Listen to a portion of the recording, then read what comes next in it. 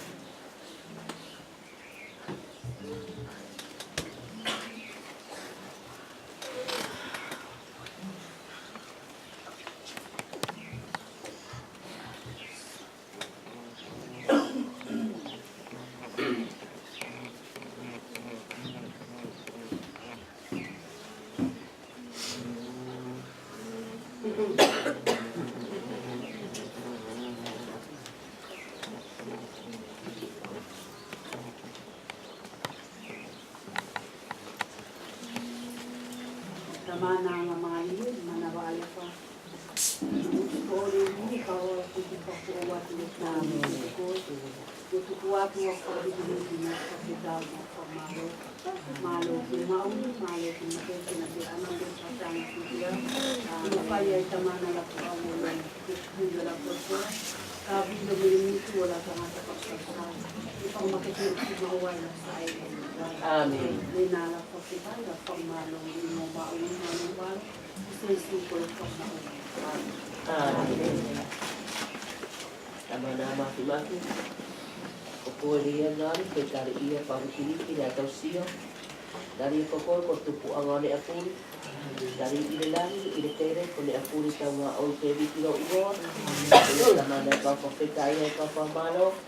Now sorry mauli, now sorry malolo. Iyo ang ikwete patasi iya mataw.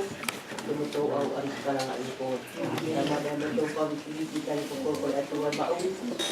Iyo tama na kulungan na maalong pa pakalakay ni apuri. Lukas siya pakalakay ni apuri. Daw to kang siya mataw basa ako sili. Malaw arikilong along pa. Sili along pa puri na Quezon. Iyo tayo kokoli na li-ore Yamato.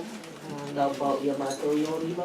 Kaya tama na ito awali kung pangyusuli o tukita ko ang pagkiliki na ato siya. At pagkitaan mo pamalo, o imo tayo parimok sesto kung nato pamalo. Amen. Amen.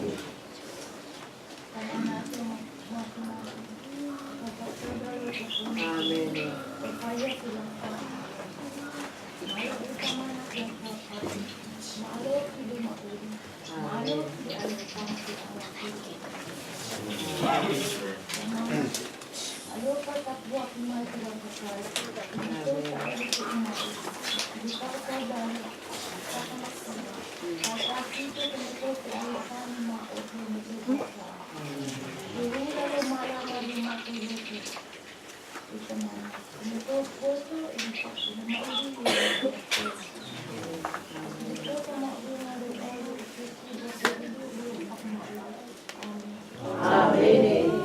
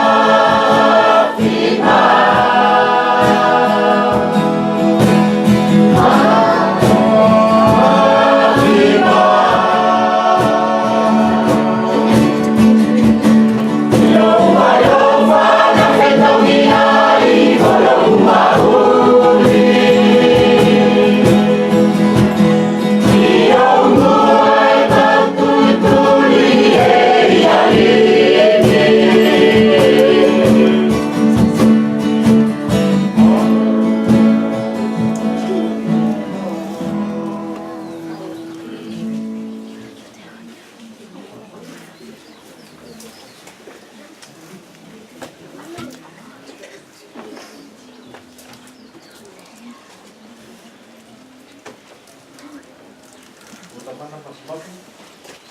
Kung musuguling, pati po pagkagalo. Tama na yung mga taligay. Ang bukiyo naman natin. Kaya pagsubong ng nato. Susunod po ito. Kahit naman na kung kita si Pai yung ito, kung kita ito ng pangmaro. Taligay ito kasi yung mato. Jadi naman na kung natutuwa niyo ng mga taso.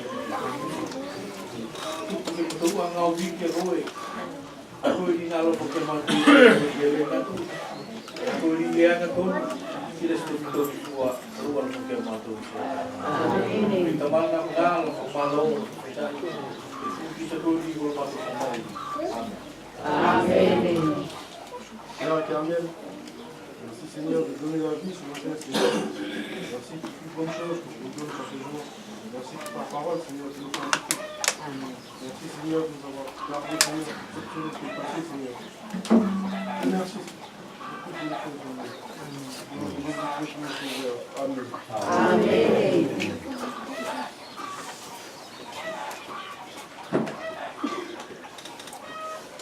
Tayo tuhan, kau betul hari itu dua kata selesai.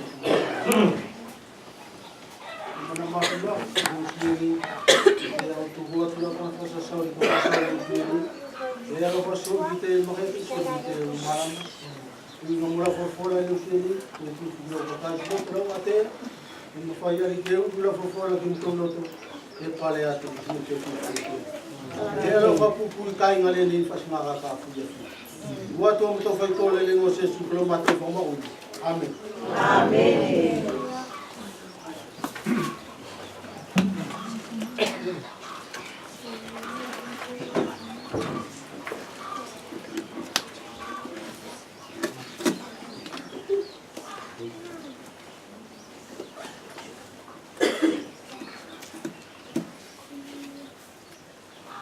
Depois foi formá-lo, que é o que eu fui.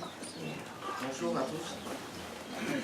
Ai ka tiko ni o ka fua tuanga o suai le pasa fneki. Propalasia na mau o matou la kone no.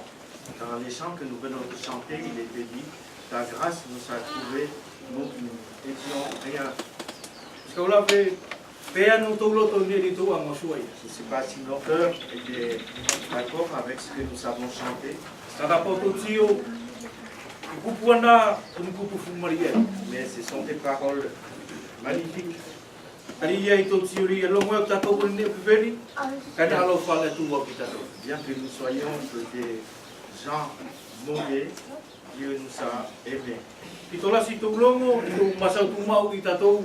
Rona alo fala sun fai ko na fufu. Souvent, nous disons que nous ne pouvons pas mesurer son amour, Ti e mau pe ni na. et c'est vrai. Ka ke to au nuria ke tu ke to matala na ngai to sori. Asura ke tu ke to matala ni fumal liana. Nous avons aussi compris qu'il nous a donné les moyens de comprendre toutes ces choses magnifiques. Ka winga loa malu sule nei to to sa ko loa to siria na to anga tio i mua. Mais nous allons continuer ce que nous avons déjà vu auparavant. Ko malu i o fu alo fu kiria ta kaluma o to anga tio to sule nei. Kai to anga to so ko atu ko ni la to masa pia i fia nga bu. To siria a u ki sone. Dans 1 Jean, Fai ana kuopi, e mari fai ko anga te tupu o sina whamanatu. O tupuri ki tātou, ke tō whawhenga o fi ai, ari e tō matala. Ki mo whawhenga o fi aso kuturi e tō wai ko siri. 1 Jean se rappelle ce que nous avons déjà dit. Fai ana kuopi, na tū wangari o wai, a kapite, kapite rua mo kapite tolu. Nous avons terminé le chapitre 2 et le chapitre 3. Je rappelle ceci. Tō tiei, e masau, aso anere nei, uinga leia, ari whektoko angari o lau ki tātou, a vai ngai wala. Ka tupu me la tua, e le smauri ai e nangsala, tari e nuku mau kupula, o la tua ia teia. Le sfeala ke mauri ai e nangsala, tari na tupu ai a me la tua. Chapitre 1, Jean 3, 9. Quiconque est né de Dieu ne pratique pas le péché parce que la semence de Dieu demeure en lui et il ne peut pécher parce qu'il est né de Dieu. Atou anga tio I whai anga ni kōkida, ali e whēala, toka api a atou, e manatu sala ui ngā mwai ngani. Bien, eux comprennent ce verset. Tari ka poto tio ki mau I tatou aso nei kulasi alma vete vete. Et si nous voyons notre vie aujourd'hui, il y a beaucoup de O tupuri kuri tau whematala akida. Et beaucoup de séparation parce que nous ne comprenons pas toujours la même chose. Tari e tutatou, e ia iki I la tau matala ki whaenga nei, I ave la tau mana kuri o tomu ke mau I whakalao latou. Et certains, ils pensent, ils voient dans ce verset de devoir de pratiquer selon la loi. Ko iki tutatou miai e tomu ke whaina tomu tunga nei, o tupu ke mau ki uhi e latou. Et d'autres pensent qu'il faut qu'ils fassent beaucoup de choses pour devenir saints. E lasi, kui kia tutunga nei a ku whai e tangata I ni mana. Et beaucoup d'hommes dans ce monde font d'autres choses encore. Kai nei ei a kuputaki nei ia nanga I tatou rio tau e whai anga kua ki e whatasi iai. Ka mana tuturi o le ni ngā tosi ni uloksionena. Mais nous avons résumé tout ce que l'apôtre Jean disait dans ce livre. Di anga tatou al kupuri miele ia ko komunioa. Et par un mot qui s'appelle la communion. O komunioa, uri ali e lasi, a whasinga tipi, lasi whasinga mauinga, o whakaunga I tatou a kupuri ko komunioa. Certes, le mot communion a beaucoup de signification. Kai ile nei fi masau tapito soane, uinga li mo komunio, li e kei au tatou kila ni kila. Mais ici, la communion dont parle Jean, c'est de la communion avec le Seigneur. Tio tatou, mau tatou I whea ko ki tō vai ai, uri e tuanga ri o whainga ke tō anga whai, ani ne alamia kila tua, timuri tuanga ri o tō mau I whakalaola. Mais si, et nous voyons la dernière fois, nous avons vu la dernière fois, que si nous vivons selon la loi, en faisant des choses pour plaire à Dieu, Kau pasi e veri, ka kone ni kau ape tatou iai petai na mtungane. Tari tolasi e tatou iai, e ria le tatou anga le whainga, ke anga tatou mieri o maua, a fuala mi e la kidarikila. et ici, et dans cette pratique, nous désirons obtenir des fruits pour le Seigneur. Ka kone ri e whiwhasasone, au ngaki tatou ria, ke tau au.